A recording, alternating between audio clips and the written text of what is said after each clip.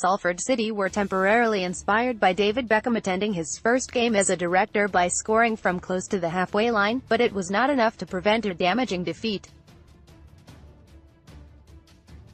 The 43-year-old took a 10% stake of the club last month, joining other members of the class of '92 Gary and Phil Neville, Paul Scholes, Nicky and Ryan Giggs.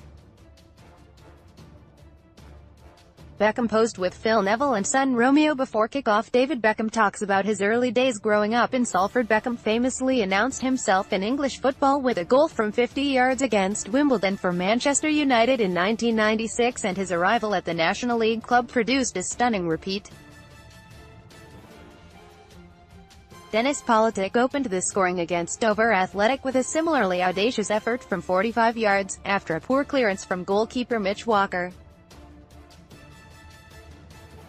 Fellow shareholder Neville Sr. could not help but draw a comparison between Politic's strike and that from his great friend 23 years ago.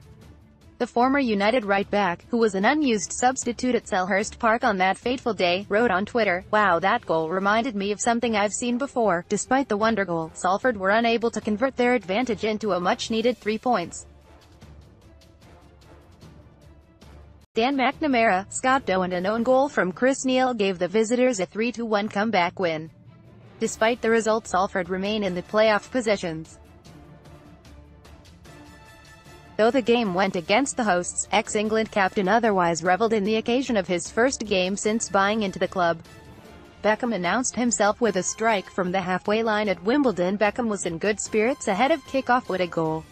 It's a poor clearance from the keeper and Politic shoots from 45 yards, and it goes in.